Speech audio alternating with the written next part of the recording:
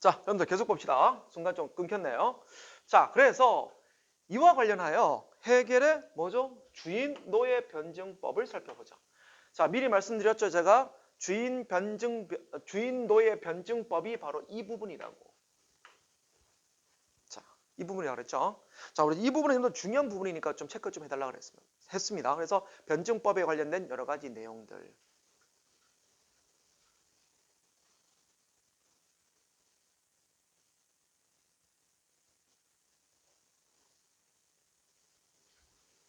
자, 이와 관련하여 자, 주인 노예 변증법 살펴봤죠? 그래서 주인은 자, 읽어보죠. 주인은 이것도 살짝 가로. 주인은 노예에게 자유를 행사하고 자신의 의지대로 행하지만 노예는 주인의 향유를 위해 자유를 포기하겠죠. 그죠? 포기하고 생산과 봉사를 담당하며 종속을 받아들입니다. 처음에 종속 받아들이죠. 그죠? 난 노예니까 주인이 마음대로 하십시오라고 종속을 하겠죠. 그죠? 자, 이런 관계는 어느 순간 균열이 생기기 시작합니다.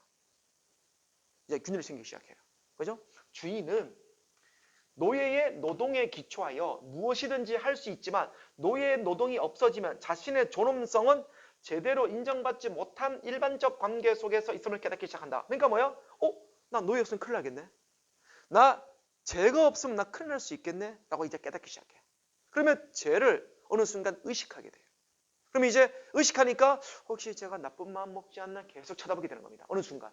혹시 나를 배신하지 않나? 그럼 이제 점점 관계 깨지기 시작하는 거죠. 자, 바로 이 부분이 뒤에 나옵니다. 바로 주인에게 생기는 균열이죠. 바로 이 부분이 주인에게 생기는 균열입니다. 자, 균열이 생겼죠? 생겼습니다. 자, 다음 한편이 나왔으니까 딱 우리가 생각해야 되겠죠. 이제 주인의 얘기니까 이제 노예 얘기가 나올 수 있겠구나. 항상 뻔한 얘기지만 여러분들 그 다음 글이 뭐가 나올 건지 자꾸 예상하라고요. 근데 우리 이 문제가 그냥 소설책 읽는 겁니까? 소설책 읽는 거라면 여러분들 예상 안 하고 그냥 읽어도 돼요. 근데 우리가 지금 문제를 푸는 지문입니다. 문제를 푸는 지문은요. 앞에 했던 지문을 기억해야 돼요. 보통 우리가 대학 수능 시험이나 모의고사에 우리가 한 문제당 1분 17초, 1분 18초 정도 풀어야 됩니다. 그럼 보통 한 지문당 보통 적으면 4문제, 많으면 6문제 정도가 출제가 돼요. 우리 한 지문당 이제 바뀌어가지고요. 옛날에 한 3문제였지만 그러면 한 5분 한다더라도 한 5문제 풀면 보통 평균 한 8분 만에 풀어야 돼요. 근데 8분 안에 풀기가 쉽지 않습니다. 지문도 길고 또 보기 지문도 있어요. 그러니까 이게 산술적으로 어려운 겁니다. 그래서 우리가 한 번을 읽을 때 제대로 읽어야 돼요. 그러면 그게 많이 기억이 나야 되겠죠. 그래서 항상 생각하며 읽어 나가야 돼요. 항상 긴장하면서. 그럼 긴장하는 제일 좋은 방법은 그 다음 글이 뭐가 나올까? 그 다음 글이 뭐가 나올까? 이걸 자꾸 생각하시라고요. 틀리든 괜찮으니까. 자, 한편. 그럼 이제 노예 얘기 나오겠지. 이렇게 자꾸 읊조리며 읽어 나가라고요. 그래야 글이 빨리 이해가 됩니다. 한편. 노예도 자신의 자립적인 존재가 아닌 것에 의구심을 가지게 된다. 처음에 노예도 너 왜 이렇게 내 멋대로 못하지? 하고 의심을 하게 되는 거죠. 그러나 노예가 자유와 자기의식을 자각한다. 나 보겠습니다. 여러분들. 한다. 해도 주인이 그것을 순순히 인정해주지 않으라고 당연하고 생각하겠죠. 우리 주인이 나를 놓아주겠어? 이제 인정합니다. 그대로 그냥 포기해버린 거죠. 포기. 자, 그렇다고 노예는 자신의 내면에서 눈뜨기 시작한 자유가 자기의식에 대한 자각과 그로 인한 인격적 욕구를 버릴 수는 없습니다. 그래, 포기를 하겠지만, 체념을 했겠죠, 처음에는. 하지만 한순간 체념이지만 영원히 포기한 건 아닙니다. 바로 이게 뭐죠? 노예에게 생기는 균열이죠.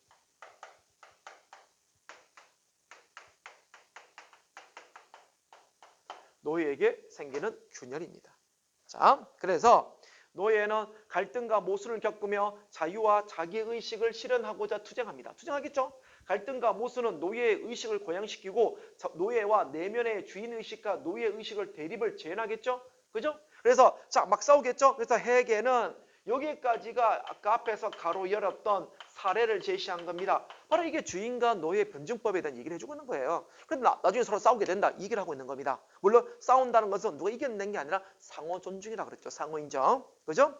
그래서 해겔은 자기 의식의 고양이 뭐죠? 아주 높아진다. 고양은 높아진다 이 말입니다. 자기 의식의 고양의 여러 단계를 거친다 그랬는데 이 여러 단계가 우리 여러분들 첫 번째 보기 지문 있죠. 1번 문제.